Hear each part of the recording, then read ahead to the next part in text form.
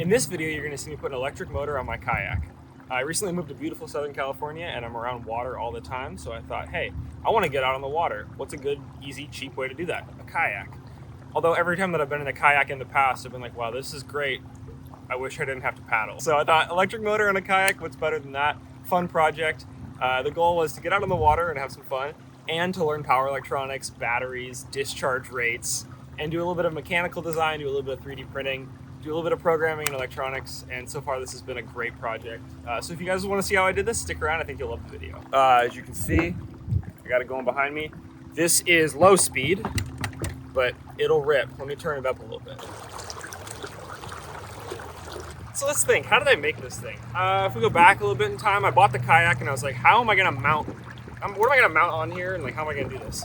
I'm using well nuts. They're a type of expanding rubber fastener, I guess. And I drilled some holes that were just the right size in the kayak. That was a little scary, drilling holes in a water vessel, but it hasn't had any problems yet, so that's been good. A little bit out.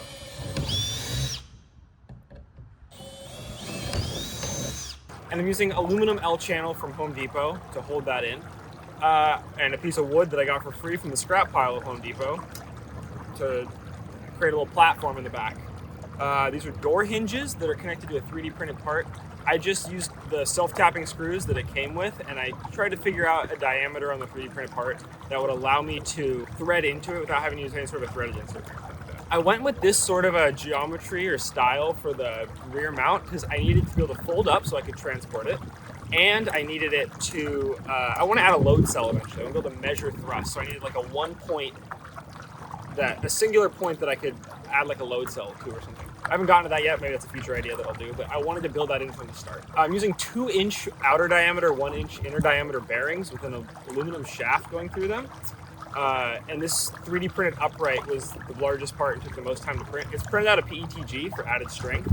And then that connects up to some bushings. So the bushings make up for the difference in between the size of the aluminum shaft and the inner diameter of the bearing. My pull rod is also a 3D printed piece. It's printed out of PLA, orange PLA, because that was what I had. And I like the orange and white color theme. PLA is probably fine for this kind of thing. I'm not really going to see that much use out of it, so it'll be okay. And then I have two 3D printed like support A-arm kind of things that go up, and that has an aluminum channel that connects between them that allows me to have that point load in the middle. For the power electronics, I'm using a 3600 watt Flip Sky Outrunner 140 kV 3-phase brushless motor.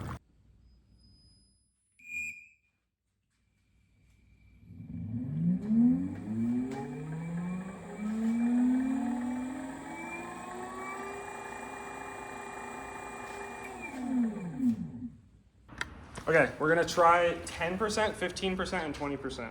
Okay. Okay, that's 10% throttle. How many watts is that?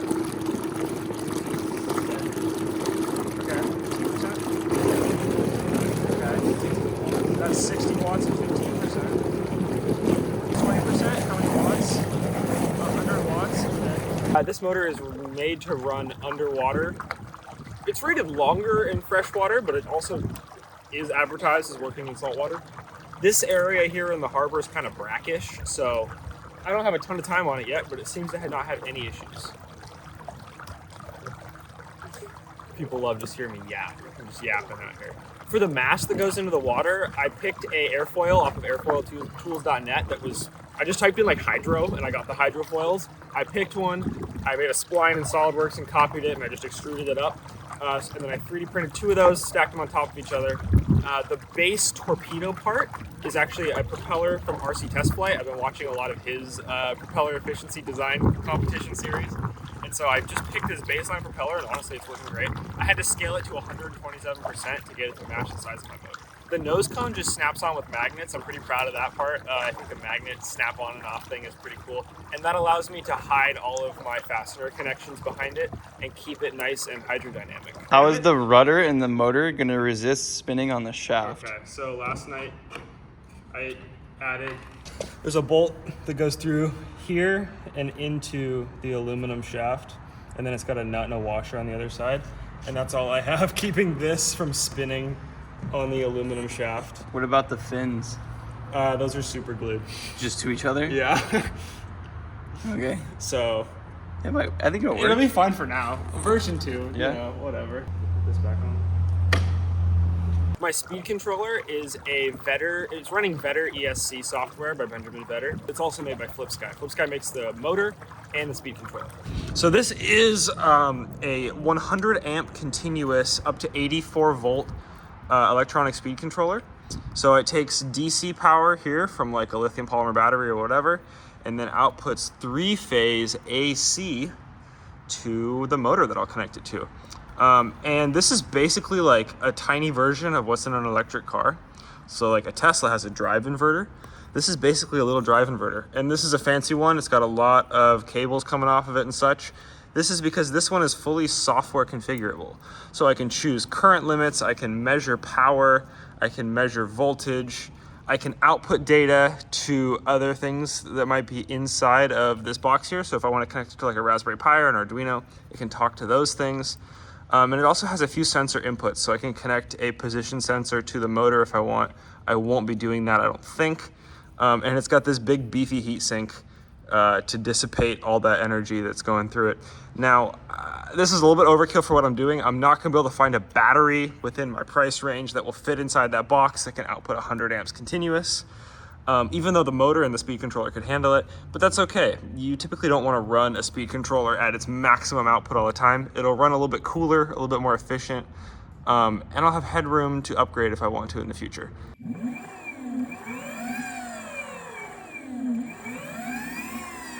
Wow, that's really smooth. That's super cool, and I can see the power meter changing too.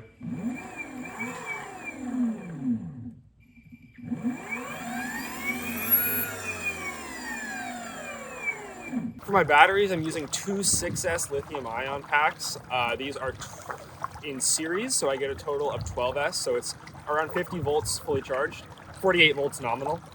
And that's good because I ran them in series and not parallel because I want to minimize current.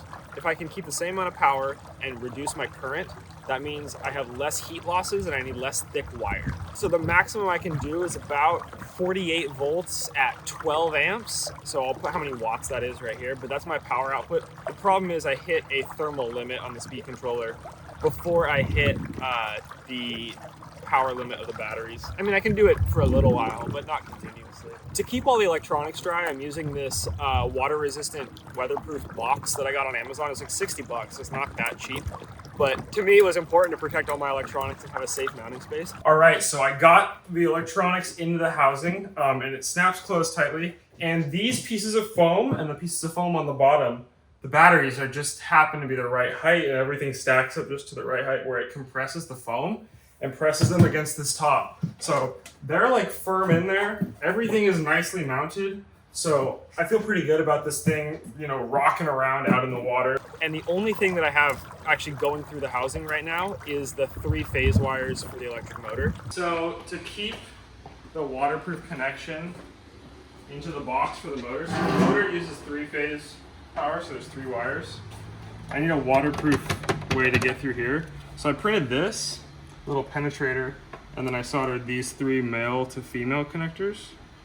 So I think what I'm gonna do is put those through here like this, and then I'll use marine epoxy, this stuff, and I'll pour it in there, and then I'll cut a hole in the side of the box and I'll put that on there. And then this little washer will go on the back with marine epoxy as well. And that'll be my penetrator to keep the water tightness of the box. But I realized cutting a slotted oval hole like this was gonna be a pain in the ass. So I've redesigned it as a circle with the 3 holes in it. And that's printing right now. And that'll be done in 12 minutes. It's 69% done. It'll be done in 12 minutes, and then we'll try moving on to that. Unfortunately, I don't think I'll get in the water today because I'm losing daylight, but so close. What did you call that thing again? This? Yeah. The penetrator. That's what they're actually called. That's like that's the real name for them, believe it or not. All right, cool. You're gonna penetrate with your bananas? Yeah. Your banana connector. So I connect the 3-phase cables, turn on the high voltage circuit breaker, turn on the speed controller, Then I scan in the app for Bluetooth and I connect. And now this pulls up here.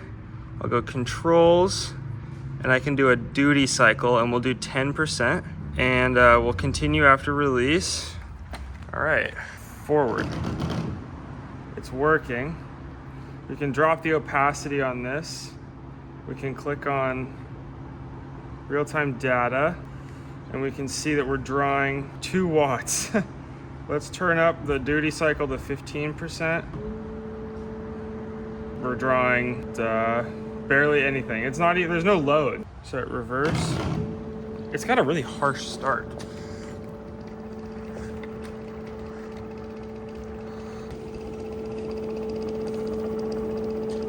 Yeah, and it's not very balanced. I can tell it's wobbling around.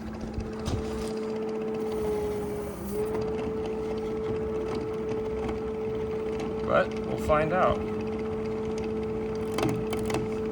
So how does it perform on the Kayak? Well, honestly, surprisingly well. This thing is pretty small, and this is quite a bit of thrust, so it handles pretty well. The steering works great. I think having this really big rudder hydrofoil in the back with the motor attached to it, I mean, I essentially have thrust vectoring.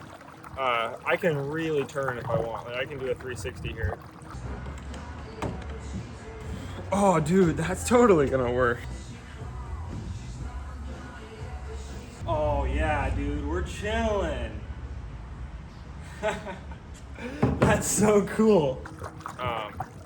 It works really well. You could probably give this thing a little bit more power with batteries that are rated for a higher discharge rate. The problem with that is the stiffness of this mount seems okay, but it kind of flexes a lot. Especially when I switch between, you know, forward and reverse, the mount does flex quite a bit. I don't think it's a problem. I think that the lightness of it and the simplicity to make it is worth the flex that it has. But if you were gonna really put a lot of juice through this thing, you might need to beef it up a little bit. My next goals for this project are to add a physical throttle and some sort of a screen to read out power and like battery voltage. Right now I'm using my phone through the Vesk app, and that works pretty well because on a boat, you're just setting the throttle kind of at one spot and then leaving it and just cruising around. So that's been working. It's just not the best solution, but it does work pretty well. One of my favorite things about this speed controller is the Vesk tool that you can use with it. So I was able to data log this run that I did the other day. Actually, this section of the run right through here was when I was recording myself talking. So this gives you a pretty good idea of kind of speeds that I was traveling at. And this right here is watt hours of energy used versus time. So you can see pretty consistent here, you know, straight line, and I sped up a little bit over here, used a little bit more. We can graph lots of other things too. For example, here's power. So I was doing a pretty consistent power run.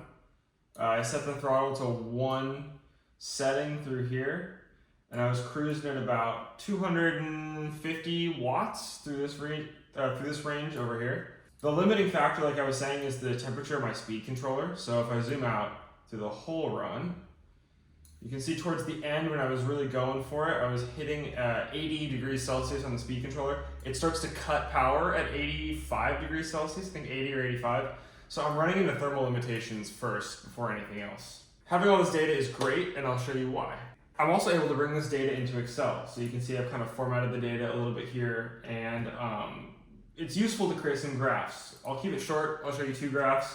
The first one is power versus speed. So this is miles per hour on the vertical axis and watts on the horizontal axis. This is not the full speed range. My top speed is about 6 miles per hour, or sorry, 5.1 miles per hour. So this graph doesn't go all the way there, but you can see that it uses more and more power, and you get a less and less return for that power as you go faster. So at 3 miles an hour, you're using 65 watts, but at 4 miles an hour, you're using 165 watts.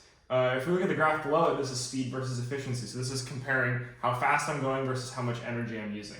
And you can see the faster you go, you start using exponentially more energy. So at 3 miles an hour, let's say you want to use 20 watt hours per mile. You can go about 2.8 miles per hour and you use 20 watt hours per mile. But if you're using 40 watt hours per mile, you're going 3.9 miles per hour. This shows that the faster you go, the less efficient you are. Over this whole journey, I went around 9.8 kilometers, or about 5.5 miles, and my watt hours per mile over that whole trip averaged out to be 63 watt hours per mile. Now, what does 63 watt hours per mile mean? Well, a Tesla Model 3 is rated for about 263 watt hours per mile, so we're using a lot less energy than a car. That makes sense. Or in miles per gallon equivalent, we're doing about 536 miles per gallon equivalent. However, we're only going, 3 or 4 miles an hour, so I guess that makes sense.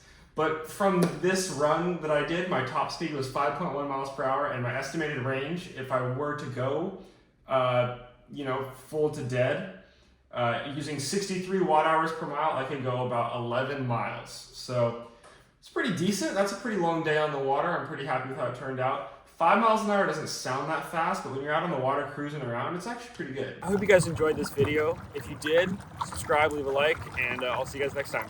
Thanks for watching.